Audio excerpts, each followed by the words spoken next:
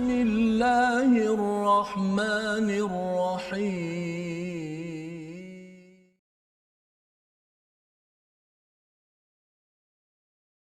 بسم الله الرحمن الرحيم الحمد لله رب العالمين الرحمن الرحيم مالك يوم الدين إياك نعبد وإياك نستعين اهدنا الصراط المستقيم صراط الذين أنعمت عليهم غير المغضوب عليهم ولا الضالين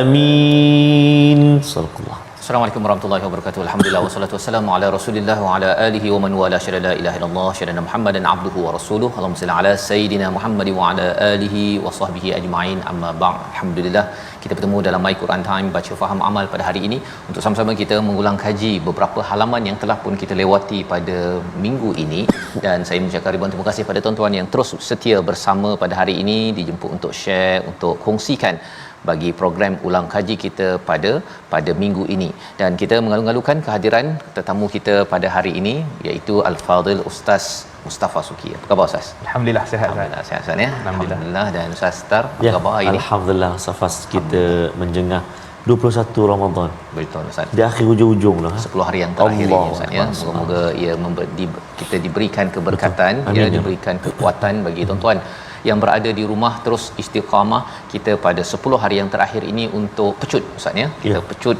untuk ibadah kita agar moga-moga Allah menerima amal kita pada Ramadan ini, diizinkan dengan rahmat Allah memburu mendapat Lailatul Qadar insya-Allah. Kita mulakan sesi kita pada hari ini dengan doa ringkas kita. Subhanakala ilmalana illa ma 'allamtana innaka antal alimul hakim. Rabbi zidni ilma. Sama-sama kita ingin memulakan sesi kita pada hari ini untuk mengulang kaji halaman 477 hingga ayat ataupun halaman 482, bermula dengan surah Fussilat yang telah pun kita lewati, yang telah pun kita lihat pada minggu ini. Kita nak baca pada ayat yang ketiga, ya. Ayat yang ketiga kita ingin membuat perbandingan sebenarnya berkaitan dengan surah ini, ya, bila Allah menyatakan tentang Quran diturunkan dalam bahasa Arab, dan di dalam surah yang ke-12 ayat yang kedua dinyatakan juga Quran diturunkan dalam bahasa Arab, cuma ada perbezaan. Kita baca dahulu ayat yang ketiga dipimpin Al-Fadhil Ustaz Tarmizi Abdul Rahman. Silakan Ustaz. Terima kasih Al-Fadhil Ustaz Fazrul, Al-Fadhil Ustaz Mustafa. Seterusnya tuan-tuan dan puan-puan, Assalamualaikum warahmatullahi wabarakatuh. Ibu-ibu, ayah-ayah, tuan-tuan dan puan-puan muslimin dan muslimah, sahabat Al-Quran yang dikasihi Allah Subhanahu wa taala.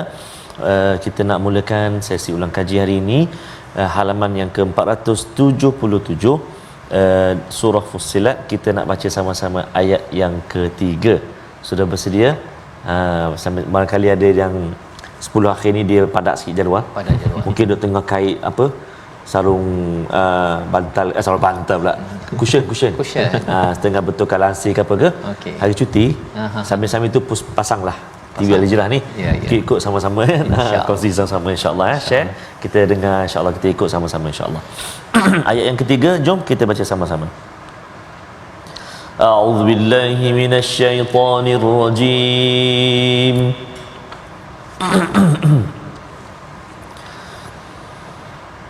كتاب فصلت آياته قرآنا عربيا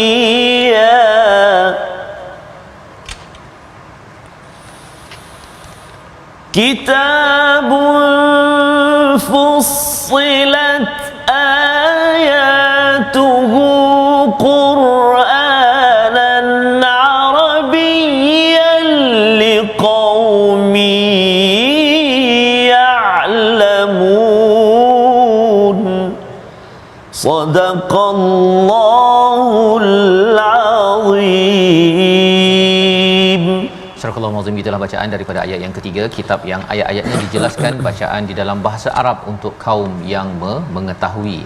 Ayat yang ketiga ini ingin kita bandingkan dengan ayat yang kedua daripada surah Yusuf, surah yang ke-12, bila mana di hujung ayat bercakap tentang Quranan Arabiyan la'allakum ta'qilun. Ada perkataan la'allakum ta'qilun, agar kamu semua menggunakan akal, ya. Ada perbezaan di sini iaitu liqaumi ya'lamun. Terus kita ingin bersama Al-Fadhil Ustaz Mustafa Suki untuk sama-sama ya menjelaskan tentang perbezaan Ustaz ya. Istilah Quranan Arabiyan di sana ada, sama di sini, tetapi yang bezanya antara ayat kedua surah Yusuf dan ayat 3 surah Fussilat ini, perkataan liqaumi ya'lamun ini sendiri, apa maksud dan apa penekanan berbanding dengan surah Yusuf? Silakan Ustaz. Baik, bismillah wassalatu wassalamu ala Rasulillah.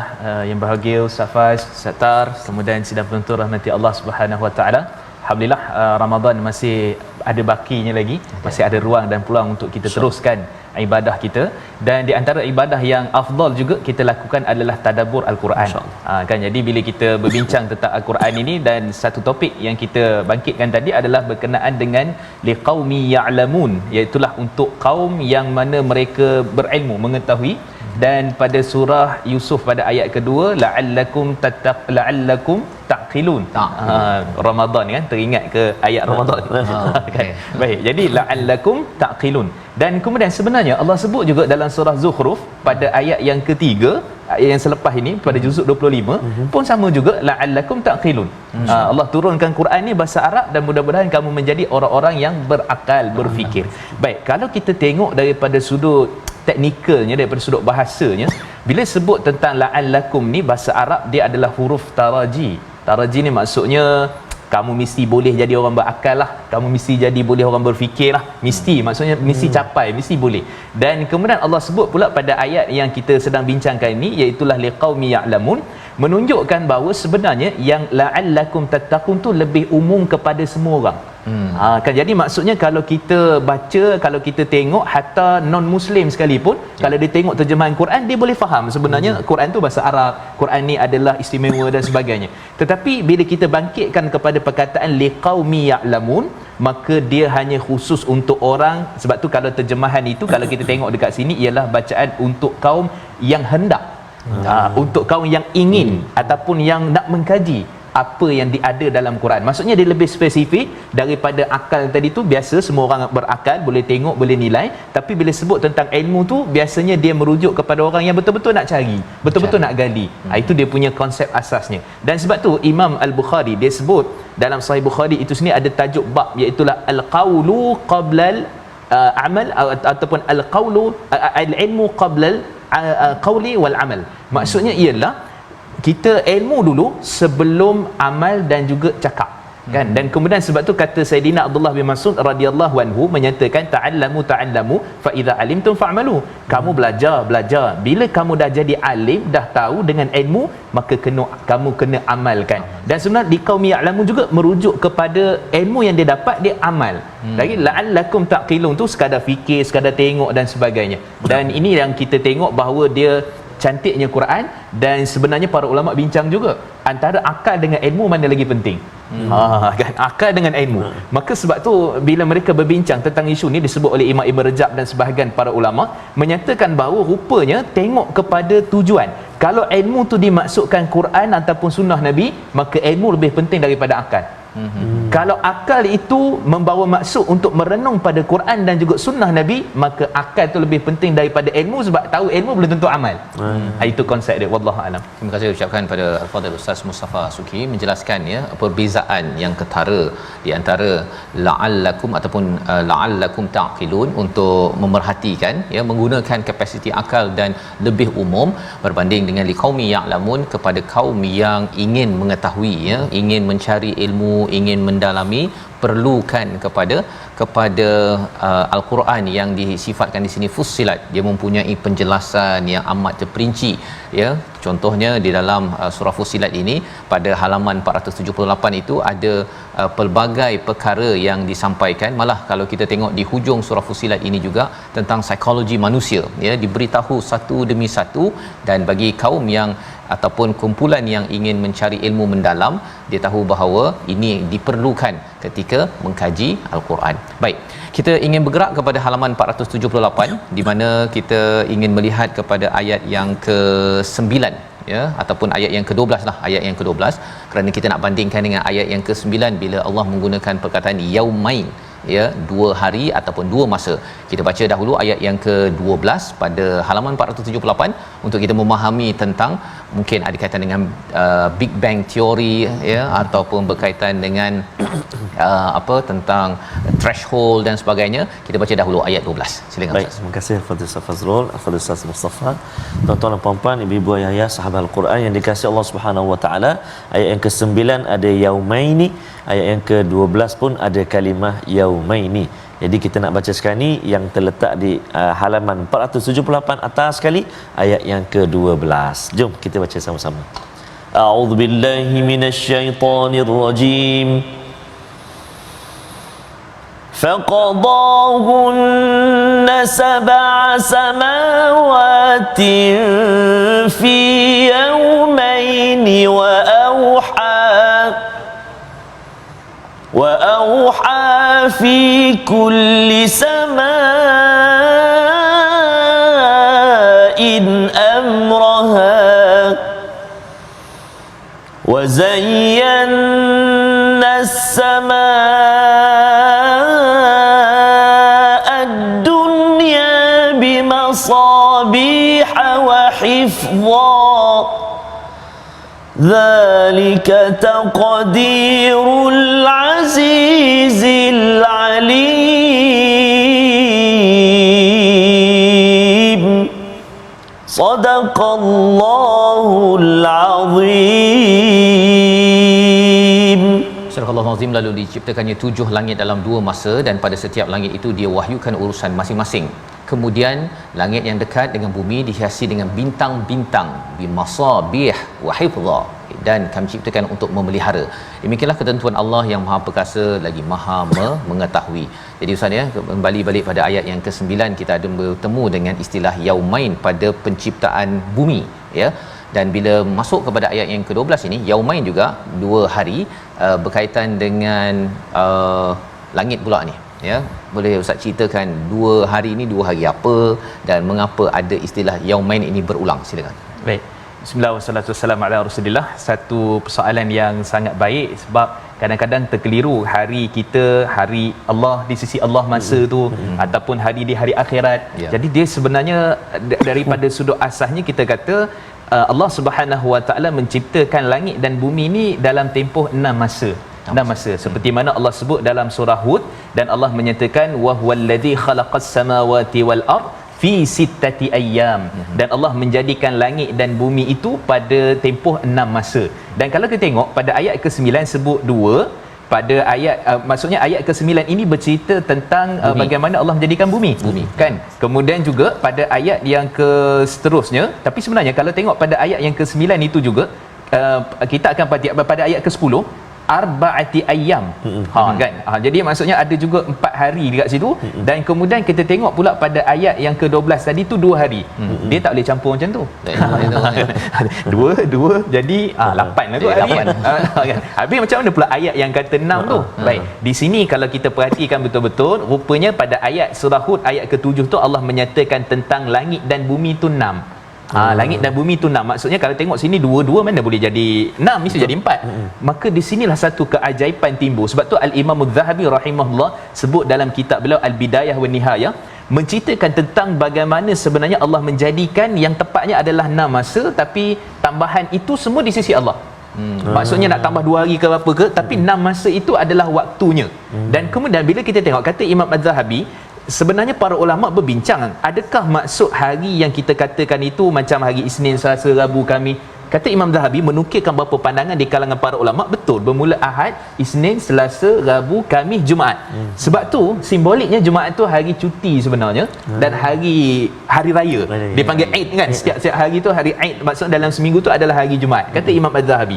Dan kemudian para ulama berbincang pula, kalau macam tu maksudnya adakah kata-kata Ahad itu ataupun kata hari yang biasa itu adakah merujuk kepada hari kita yang sama ataupun bagaimana? Maka disebut oleh Imam Ibn Abbas, Saidina Abdullah Ibn Abbas, Mujahid, Ad-Dhahhak dan sebagainya menyatakan rupanya berselisih pandangan di kalangan para ulama. Ada yang kata mustahil, takkanlah sama macam masa kita. Jadi kalau kata akhirat itu 1000 tahun, kalau kata masa di sisi Allah tu, sebab Allah tak masuk dalam sistem masa kita, sebab Allah cipta masa. Maka di situ sebenarnya terjemahanlah kalau kita kata yang paling tepat di sini adalah masa lah. Masa. Jadi kita dapat tahu bahawa sebenarnya penciptaan langit dan bumi ini dia ada proses dan masa, dan jangan tanya kenapa Allah buat 6 hari, kenapa tak 6 minit. Itu semua ilmu Allah, dan kita berfikir bukan untuk fikir kehebatan Allah itu kita nak bagi tambah lagi hebat, bukan. Cukup dengan kehebatan yang Allah telah tunjukkan itu, 6 hari ke 8 hari ke berapa hari yang Allah telah sebutkan, ini merupakan salah satu daripada tanda-tanda kekuasaan kebesaran Allah dalam menjadikan langit dan bumi yang tak pernah diciptakan oleh sesiapa pun melainkan Allah Subhanahu Wa Taala. Jadi tengok tu, nampak tu bezanya dalam surah Al-Hud tadi 6 hari, dan perkataan langit dan bumi yang disebutkan itu maksudnya teratur, penyusunan, dan jangan serabut. Sebab kita kadang-kadang dalam kehidupan kita serabut, tak ada peraturan. Masuk Ramadan pun masih terfikir-fikir lagi. Kan? Maksudnya bila hujung Ramadan ni pun kita fikir. Maksudnya apa? Ramadan tiba ke tiba-tiba Ramadan. Itu antara satu benda dan yang kita kena fikir kan. Jadi macam itulah, nampak teratur penyusunan itu, teraturlah kehidupan kita insya-Allah. Ya, dan sebagaimana kita dalam surah Yasin pun Allah nyatakan kun fayakun Ustaz ya. Tetapi Allah nyatakan dalam surah Sajdah, dalam surah Fussilat ya, tentang yaumain ataupun sittati ayyam ini untuk keteraturan ya, panduan untuk kita ya.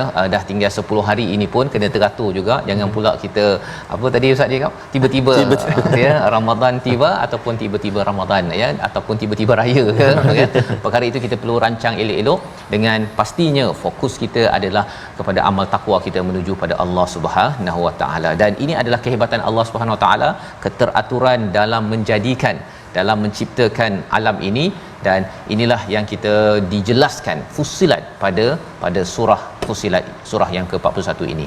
Kita berganjak kepada halaman 479 ya, pada surah Yasin. Sekali lagi kita lihat ataupun kita pernah baca bahawa kaki dan tangan akan bersaksi. Namun pada ayat 21 surah ini kita nak baca bersama Ustaz Tarmizi Ustaz ya, untuk kita melihat ada satu lagi, iaitu kulit. Kulit ini dekat bahagian mana kulit tersebut, itu nanti Ustaz Mustafa lah yang akan jelaskan. Kita baca ayat 21. Silakan Ustaz. Baik, terima kasih kepada Ustaz Fazrul, kepada Ustaz Mustafa. Ya, yang ada bonda tuan-tuan dan puan-puan sahabat Al-Quran yang dikasihi Allah Subhanahu Wa Taala. Pasal kulit Ustaz Faz di Ramadan ni macam-macam juga. Ada juga yang tak pernah jumpa. Kali ni ada kulit bakar lah, mana kulit lembu ke apalah. Macam-macam menu lah. Jadi kena rancang Ustaz macam Quran juga. Baru hari ni tersedak, alamak Quran belum baca lagi. Jadi tak tahu nak baca yang mana dah tak baca. Kena rancang. Maknanya sekurang-kurangnya satu hari dapat satu muka dalam My Quran Time pun syukur, alhamdulillah. Kita baca, kita tadabbur, kita belajar insya-Allah. Mari kita lihat, kita baca ayat yang ke-21 muka surat 479. Kita gemakan sama-sama insya-Allah.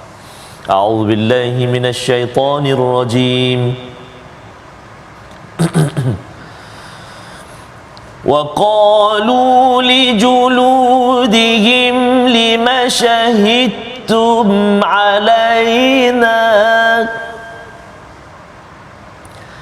قالوا أنطقنا الله الذي أنطق كل شيء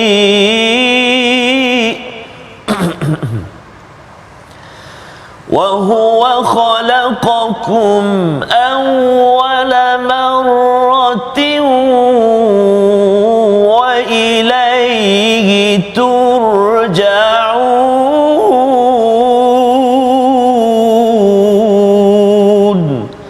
صدق الله العظيم. Surah Al-Azim ayat yang ke-21. Dan mereka berkata kepada kulit mereka, mengapa kamu menjadi saksi terhadap kami? Kulit mereka menjawab, yang membuatkan kami dapat berkata adalah Allah, yang juga menjadikan segala sesuatu dapat berkata-kata, dan dialah yang menciptakan kamu dan hanya kepadanya kamu dikembalikan. Inilah ayat yang berkaitan dengan kulit Ustaz ya.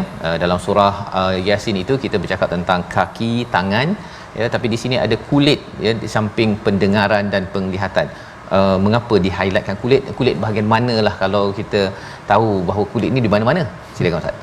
Baik, Ustaz Faz, Ustaz Tar, sidang penonton rahmati Allah Subhanahu Wa Taala. Agak-agak ingat tak surah Yasin tu ayat berapa? Kan ayat 65 Allah menyatakan al-yauma nakhtimu ala afwahihim wa tukallimuna aydihim wa tashhadu arjuluhum bima kanu yaksibun. Di hari kami kunci, maksud orang yang kufur, orang yang kafir, kami kunci mulut mereka pada hari itu, sebab mulut ni dia dekat dunia pun dia nak bela tubuh badan dia, dekat akhirat pun sama, sampai ke sudah nak bela tubuh badan dia kan. Maka Allah kata kami kunci, dan kemudian pada waktu kami biarkan tangannya berkata-kata dan juga kakinya menjadi saksi terhadap apa perbuatan sewaktu mana mereka dekat dunia ataupun yang mereka lakukan. Dan tambahan pada ayat ni disebut kulit. Okey, kata Al-Imam Abu Bakar Al-A'sam, rupanya yang menjadi saksi yang berkata-kata yang boleh bercakap dekat akhirat ni ada 10. Oh, 10. Apa dia? Iaitulah sebenarnya kita dah sedia maklum dah. 2 mata, 2 tangan, 2 kaki, dan kemudian 2 telinga, dan apa? Lidah, dan juga kita punya kulit. 10 semua.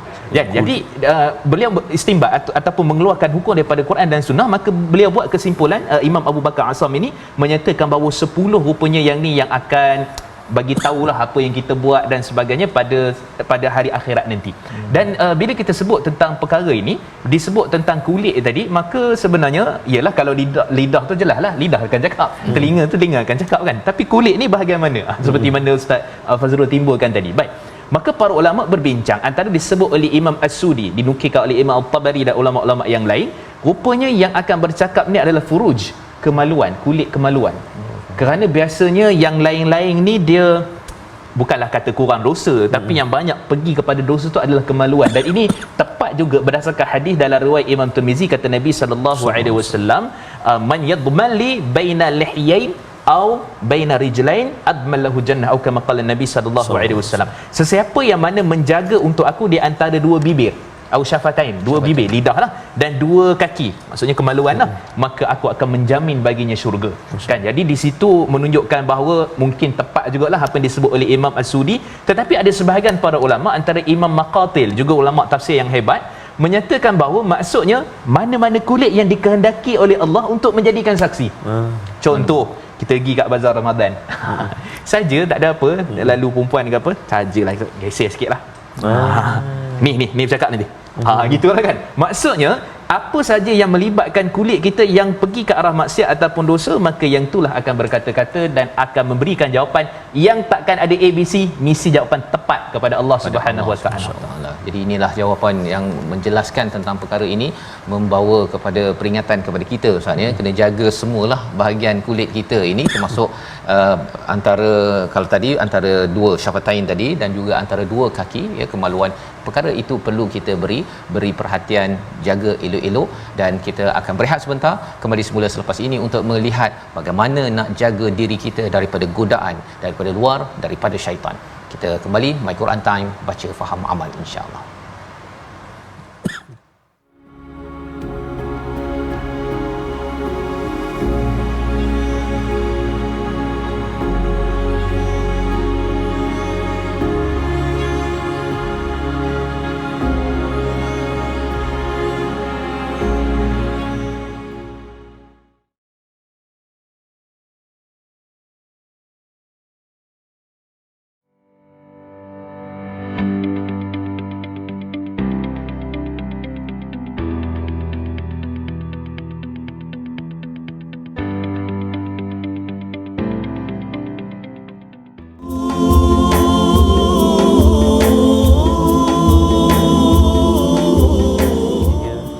Kita dah berada di 10 yang akhir Ramadan, 10 yang sangat penting dalam fasa Ramadan ini. Maka moga-moga kita terus terjaga daripada terlena untuk kita mengisi plan kita, panduan kita ataupun jadual kita, apa yang kita nak isi 10 yang akhir ni. Baca Qurannya, tarawihnya, solat fardunya, malam ni solat kat mana kan, solat berjamaah macam mana, kita boleh plan ini. Sebab yang 10 ni biasanya yang agak mencabar, betul ya Ustaz ya, Ustaz Faz, baju raya, langsir raya, safar raya. Ya, betul. Jadi Ya. kadang-kadang takut terlepas jalan raya pun. Jadi dia mengganggu kalau katakan tak disusun ya, tapi kalau disusun elok-elok ia adalah sumber pahala kepada kita semua 10 hari yang terakhir ini. Moga-moga bergandalah ya dan bertemu dengan malam al-qadar itu sehingga Allah ganjarkan dengan lebih daripada 1000 bulan amalan kebaikan kita. Baik, kita nak pergi Ustaz ya pada halaman 480 di mana kita nak melihat antara cabaran dalam hidup kita ini adalah musuh kita asy-syaitan yang dinyatakan pada ayat 36. Sudah tentunya di dalam bulan Ramadan, di luar bulan Ramadan, mungkin bercakap tentang syaitan dirantai itu Ustaz ya. Nanti Ustaz komen sikitlah ya, tapi kita baca dahulu ayat 36 bersama Ustaz Tarmizi. Baik, terima kasih Fadil Ustaz Fazrul, Al-Fadil Ustaz Mustafa, tuan-tuan dan puan-puan sahabat Al-Quran yang dikasihi Allah Subhanahu wa taala sekalian. Kita menjengah ke halaman 480 ayat 36. Kita nak baca sama-sama insya-Allah. Bersedia? Jom kita baca sama-sama ayat yang ke-36. A'udzu billahi minasyaitonir rajim. Wa imma yanzaghannaka minasy syaitani nazghun fasta'in billah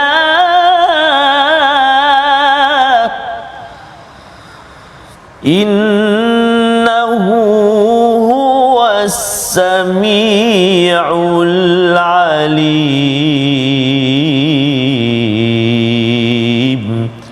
Sadaqallahul azim. Surah Al-Azim. Dan jika syaitan mengganggumu dengan suatu godaan, maka mohonlah perlindungan kepada Allah Subhanahu wa taala. Sesungguhnya Dialah yang Maha mendengar lagi Maha mengetahui. Istilah yang ada dalam ayat 36 ini perkataan nazghun, maksudnya satu istilah yang jarang-jarang kita jumpa di dalam Al-Quran berkaitan dengan gangguan. Apa maksud gangguan dalam ayat ini sebenarnya? Adakah histeria yang meraung-raung tu ataupun gangguan dalam bentuk kita tak nak baca Quran ataupun was-was daripada syaitan? Dan lebih daripada itu, Ramadan ni katanya syaitan dirantai. Maksudnya rantai macam mana tu? Pasal ada juga orang yang buat perangai pada bulan Ramadan ni. Sila. Baik, bismillah wassalatu wassalamu ala Rasulillah. Terima kasih kepada Ustaz Fas, Ustaz Tar dan sudah penutur rahmati Allah Subhanahu wa taala. Masya-Allah, ini adalah salah satu musuh yang memang daripada surah Araf lagi Allah dah sebut dah, berjanji sampai bila pun dia akan hancurkan kita, apa keadaan pun, depan belakang kiri kanan semua, dan tidak daripada atas, kerana rahmat Allah turun daripada atas yang manusia boleh ambil, boleh berharap, boleh bertawakal kepada Allah Subhanahu wa taala. Dan ayat ni menceritakan tentang, kalau tengok pada ayat yang ke-35 sebelum tu, rupanya orang yang dipanggil sebagai zarun ataupun dipanggil zaron, dia adalah istilahnya orang yang dah buat baik sebenarnya. Buat baik tu dia nak sabar, kemudian dia nak dapat anugerah yang Allah telah janjikan, keuntungan yang sangat besar pada ayat 35. Maka antara benda yang difokuskan oleh sebahagian para ulama tafsir bila orang nak ajak manusia buat benda-benda yang baik. Contohnya kita kata nak ajak sembahyang tarawih, nak ajak keluarga buat sekian-sekian dan sebagainya, maka dia akan ada tentangan, kena maki, kena keji, kena perli, macam-macam lah kan. Engkau Ramadan je, tengok lepas Ramadan nanti macam mana, mesti repek balik, contoh lah kan. Itu lah kan. Jadi maksudnya dia akan ada benda yang dah steady, dah okey, masuk orang nak buat baik, tiba-tiba dia ada daripada luar yang akan berkacau kepada kita, dan supaya kita tu akhirnya, maka syaitan akan masuk ikut itu. Syaitan akan masuk ikut itu, kata orang dah maki kau, takkan kau diam je. Contoh kat Facebook kan, orang dah beli kau, takkan kau diam je. Lepas tu tengok pula tentang isu orang buat baik. Buat baik maksudnya tambahan ganjaran, pahala dan sebagainya yang Nabi SAW janjikan. Contoh solat tarawih kan, dalam riwayat Imam Tirmizi kata Nabi SAW, innahu man qama ma'al imam hatta yansarif kutiba lahu qiyamul lailah. Hadis sahih. Siapa yang selesai bersama imam tarawih, kemudian dia dapat pahala qiyamul lail satu malam. Orang yang gain 20, tengok apalah bangun awal gain 8. Kan dah ada parking 8 dengan 20 kan. Jadi kat situ dia buat baik 20 tu. Tapi dia dah kacau pula daripada sudut yang itu. Jadi kita kata sebab tu rupanya nak buat baik, memang syaitan tu kita kata tak ada daripada sudut kalau bulan Ramadan dah disebut sudifat ataupun susilat itu dibelenggu. Tapi para ulama bincang lagi, Al-Qurtubi, Imam Al-Qadhi Iyad dan sebagainya menyatakan belenggu itu maksudnya dikurangkan kapasiti hasutan dia. Ada juga yang kata macam tu. Ada yang kata maksudnya yang besar-besar tu dibelenggu, yang kecil-kecil ada lagi kan. Ada pula yang kata memang betul-betul tak ada kacau. mungkin jugalah pendapat-pendapat itu. Dan sebenarnya memang bulan Ramadan ni kalau setengah orang dia nak maki ke dia nak marah dia, aku puasa ni kan, pergi bazar Ramadan tengok macam cantik je ni, oh astagfirullah kan, Ramadan kan. Jadi sebenarnya boleh kita katakan Allah minta kita fasta'id kat situ, minta berlindung pada Allah Subhanahu Wa Taala daripada perkara-perkara. Sebab tu rupanya dalam surah Az-Zariyat Allah sebut pada ayat 18, hujung surah Ali Imran pada ayat 17 Allah cerita tentang orang istighfar waktu sahur. Dan rupanya istighfar waktu sahur ni sebab tu Allah menyatakan wa bi asharihum yastaghfirun, dan ayat surah Ali Imran Allah menyatakan wal mustaghfirina bil ashar. Mengapa? Kerana sebenarnya buat baik pun kena istighfar. Buat baik pun kena minta pertolongan daripada Allah, kena mohon keampunan pada Allah. Disebabkan apa? Kerana kita bimbang, takut kelompangan, kekurangan, tak ikhlas, itu sombong, takabur, ada macam-macam gangguan dan sebagainya. Maka itu antara perkara yang sangat penting. Jadi banyak istighfar pada Allah walaupun kita buat baik, walaupun kita lakukan kita kata amalan-amalan, kerana kita bimbang takut nanti Allah sebut dalam surah Al-Furqan faja'annahu haba'an manthura. Jadi amalan-amalan yang banyak tu seperti mana debu-debu berterbangan disebabkan kita sendiri tak betul susun, dan syaitan datang pula untuk menghasut dengan pelbagai perkara. Wallahu. Jadi itu adalah penerangan berkaitan dengan nazrun, itu gangguan yang akan mengganggu usaha nak buat baik. Maksudnya tiba-tiba ada orang nak kacau lah, tiba-tiba orang nak cucuk sana sini, dan sudah pastinya dalam diri kita pun merasakan bahawa kita lebih baik daripada orang lain. Itu antara perkara-perkara yang perlu kita jaga sebenar-benarnya. Dan bila bercakap tentang fasta'iz billah ini, maksudnya baca a'udzubillahi minasyaitonirrajim. Maksudnya kita berlindung, ya Allah aku berlindung daripada syaitan yang direjam. Baik, ini adalah daripada halaman 480. Kita bergerak kepada halaman 481 untuk kita sama-sama melihat kepada ayat 39 di atas sekali itu bercakap tentang istilahnya khasyiah. Bila dalam surah Al-Mu'minun kita sudah berjumpa tentang istilah khusyuk di dalam solat. Dalam surah Al-Baqarah pun juga kita berjumpa dengan perkataan khasyiin. Tetapi apakah maksud khasyiah di sini? Dan selepas itu pada ayat yang ke-40 dinyatakan tentang orang yang ingkar kepada tanda-tanda kebesaran Allah Subhanahu Wa Taala. Kita baca dahulu ayat 39 untuk kita sama-sama beri perhatian apa kaitan tandus dan juga ingkar dalam surah Fussilat. Ayat 39 bersama Fadil Ustaz. Terima kasih Fadil Ustaz Fazrul, Fadil Ustaz Mustafa, tuan-tuan dan sahabat Al-Quran dikasihi Allah Subhanahu Taala. Saya terkesan dan tertarik dengan kupasan Ustaz tadi. Betul Ustaz, kalau saya sendiri pengalaman Safa jadi imam tarawih.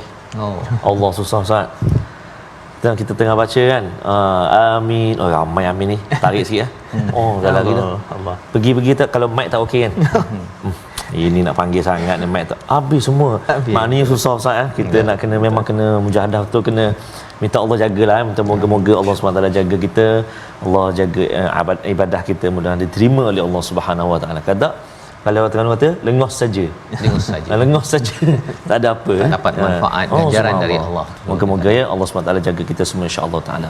Kita baca sekali lagi ayat yang ke-39 atas sekali di halaman 481. A'udzubillahi minasyaitonirrajim.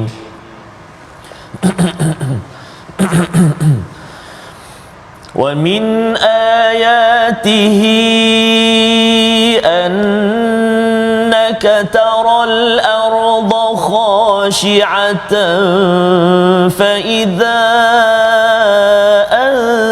anzalna 'alayha al-ma'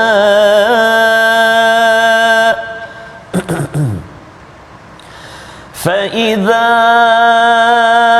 anzalna 'alayha al-ma' ihtazzat wa rabat innal ladzi ahyaha la muhyil mauta innahu ala kulli syai'in qadir. Sadaqallahul azim. Surah Al-Azim. Dan sebahagian daripada tanda kebesarannya engkau melihat bumi itu tandus kering, dan tetapi apabila kamu turun kami turunkan hujan di atasnya, nescaya ia bergerak dan subur. Sesungguhnya Allah yang menghidupkan bumi dan pasti dapat menghidupkan yang mati. Sesungguhnya Dia Maha berkuasa. Allah bercakap tentang Ustaz ya, tentang bumi yang khasyiah yang tandus, dan kemudian dia beberapa proses yang berlaku.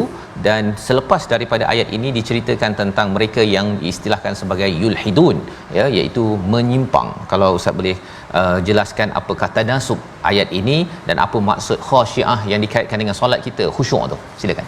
Baik, bismillah wassalatu wassalamu ala Rasulillah. Ustaz Faz, Ustaz Tir, Ustaz Tar. Ya. Boleh duduk. Boleh duduk. Ramadan Ustaz. Tukar baris. Tukar baris. Okey, sudah penonton rahmati Allah Subhanahu wa taala. Baik, kita berbincang tentang khasyiah. Khusyuk dalam solat, khusyuk ketika berzikir, khusyuk ketika baca Quran dan sebagainya. Cuma perkataan ini sangat tepat. Allah guna perkataan ini adalah khasyiah, kalau dalam bahasa Arab dipanggil sebagai nakirah kat situ, iaitu tak ada alif lam, menunjukkan sebenarnya khasyiah ni khusyuk. Dan apa sebenarnya ciri-ciri orang bila solat dia khusyuk? Dia tak serabut tangan, dia fokus makna dan sebagainya, dia diam macam tu. Maksudnya dia tunduk dan patuh, dan dia, kita boleh katakan sebagai fokus lah. Tapi sebenarnya bumi, kalau contohnya kita kata dia itu adalah satu yang gersang, yang tidak ada air turun dan sebagainya, dia akan statik dekat situ. Sebab tu tumbuhan daripada sudut sainsnya, bila air itu ada, dia akan bergerak mula. Kalau kita tengok betul lah dari perspektif sebenarnya, dia akan mula bergerak, daunnya keluar, kemudian dia akan muncul dan sebagainya. Jadi dia tak khusyuk kat situ. Tu maksudnya tak khusyuk, maksudnya dia tak statik ataupun dia tak berhenti kat situ saja sebab turunnya air. Dan bila kita sebutkan, kaitkan dengan ayat yang ke-40, bagaimana keadaan orang yulhidun, asalnya dia perkataan lahad. Tuan-tuan tahu tak liang lahat? Liang lahat tu dia bila kebumikan mayat ni ada dua jenis. Satu lahat, lahat tu lubang kot tepi tu. Ada satu ni dia panggil syak. Syak tu kat tengah. Biasanya tengok keadaan tanah lah. Kalau tanah tu boleh okey, tepi lah. Tapi kalau tanah pasir, biasanya kat bawah lah dia buat. Apa kaitannya? Baik, sebenarnya kalau kita tengok kenapa dia kat tepi tu, masa kenapa ke tepi? Sebab dia tak berada tengah, kerana dia adalah sebenarnya menyimpang ataupun berada di tepi. Maka sebab tu Allah sebut ada kaitan dengan perkataan yulhidun ni, orang yang menyimpang daripada sebenarnya memahami ayat-ayat Quran. Dia boleh jadi dua keadaan. Pertama sekali, memang dia langsung tak nak faham, lepas tu dia menyimpang. Yang kedua, dia faham tapi faham sendiri. Oh, ni saya faham sendiri ni, tapi kalau ikut saya ni beginilah. Oh, ikut saya. Bukan ikut ulama tafsir, bukan ikut para ulama Ahlussunnah wal Jamaah, bukan ikut saya. Jadi di situlah kaitannya, ialah bila mana satu bumi itu tak disuburi, dia akan kering, dan kemudian manusia takkan ada petunjuk dan hidayah daripada Allah Subhanahu wa taala. Dan bila mana Allah turunkan hujan, walaupun dia mungkin ada sikit perasaan nak menyimpang ataupun sekian, tapi Allah turunkan Quran sebagai panduan, dia akan jadi semula bersinar, dia akan jadi tumbuh balik, dia akan jadi cantik balik. Dan itulah perkaitan yang sangat besar, dan rupanya juga dia berkait sampai ke hari akhirat. Sebab bila sebut tentang kering, dia tak ada kaitan melainkan dengan neraka Allah Subhanahu wa taala. Kerana neraka itu adalah panas, dan sebenarnya ramai juga orang silap faham, menyatakan neraka ni azabnya panas je. Sebenarnya tak, neraka ni azabnya juga adalah teramat sejuk. Dalam hadis riwayat daripada Abu Hurairah, dalam riwayat Imam Muslim, istakan naru ila rabbiha, iaitulah neraka mengadu pada Tuhannya. Akala ba'di ba'da, kami telah memakan antara satu sama lain. Kemudian Allah izinkan kepada neraka untuk menutup ataupun mengeluarkan wap, yang mana wap itu satu pada musim panas dan satu wap lagi pada musim sejuk. Jadi yang teramat sejuk, teramat panas tu rupanya daripada wap api neraka Allah Subhanahu wa taala. Jadi kita kata sejuknya, keringnya itu biarlah sejuknya, ada tumbuhannya, hidupnya, biarlah seperti mana petunjuk hidayah pada Quran dan Sunnah. Jangan menjadi orang yang yulhidun, menyimpang dan kering hatinya dan menolak petunjuk daripada Allah Subhanahu wa taala. Jadi ini adalah panduan untuk kita sama-sama, Ustaz ya. Pastikan bahawa jangan jadikan hati kita ini tandus, ya, tandus daripada anugerah. Kalau tanah itu ada air, ya, kalau kita ni ada wahyu untuk memastikan bangkitlah, ya. Bukannya kering daripada wahyu sehingga kan menjadi orang yang selalu menyimpang ya. Kalau dikubur tu maksudnya dia ke tepi tu tak apalah, dah mati kan. Tapi kita ni masih hidup, jangan letak ke tepi ya, jangan menyimpang daripada petunjuk daripada Allah Subhanahu Wa Taala. Ini pelajaran ni yang kita ambil daripada halaman 481. Moga-moga ini akan menyebabkan kita makin lagi committed bersama Al-Quran Ustaz ya. Pasal tandus macam mana pun, kalau orang rasa dia ni memang hati kering ke, hati tak